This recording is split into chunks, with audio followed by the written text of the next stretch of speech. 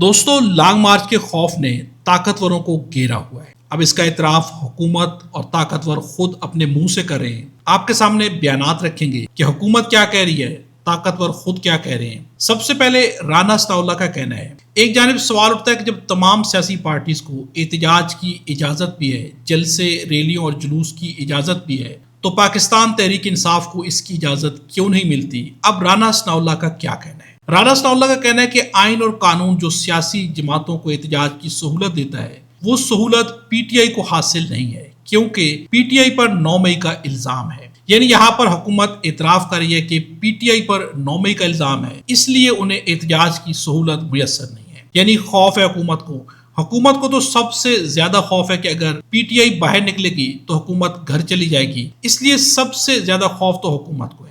اب یہاں پر حکومت جو ہے لانگ مارچ سے گھبرا رہی ہے۔ رانا ثناء اللہ کا یہ بیان ظاہر کر رہا ہے کہ حکومت مکمل طور پہ ڈری ہوئی ہے۔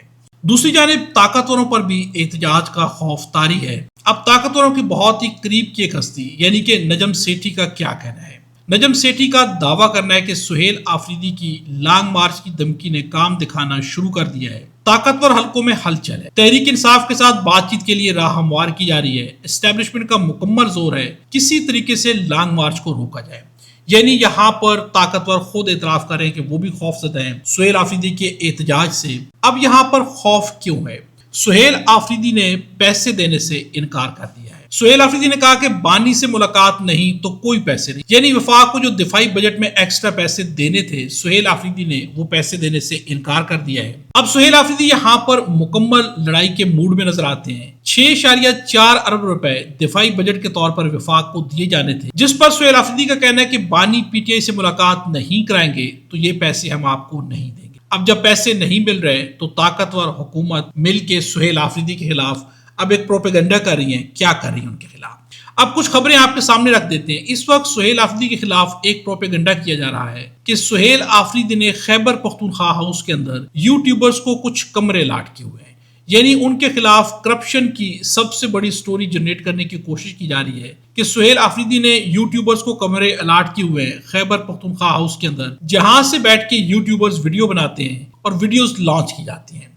یعنی ان کے خلاف کرپشن کے کیسز بنانے کے لیے، یعنی یہاں پر سہیل آفریدی یوٹیوبرز کو پروموٹ کر رہے ہیں، انہیں فیسیلیٹیٹ کر رہے ہیں، اس طرح کے الزامات لگانے کی کوشش کی جا رہی ہے۔ اب یہاں سے ظاہر کیا چیز ہوتی ہے کہ نظام یا حکومت دونوں سہیل آفریدی سے خوف زدہ ہے۔ دوبارہ جب سے سہیل آفریدی نے لانگ مارچ کا اعلان کیا ہے تو طاقتور تھر تھر کانپنے لگ گئے ہیں۔ اب بھرپور کوشش جاری ہے کہ بات چیت کے ذریعے مسائل کو حل کیا جائے اور سہیل آفریدی کو لانگ مارچ سے روکا جائے، جس کا اعتراف آپ کے سامنے رکھ چکے ہیں کہ رانا ثناء اللہ بھی کر رہے ہیں اور جس کا اعتراف خود اسٹیبلشمنٹ کر رہی ہے۔ نجم سیٹھی کا کہنا ہے کہ اس وقت نظام پر، طاقتوروں پر لانگ مارچ کا خوف طاری ہے۔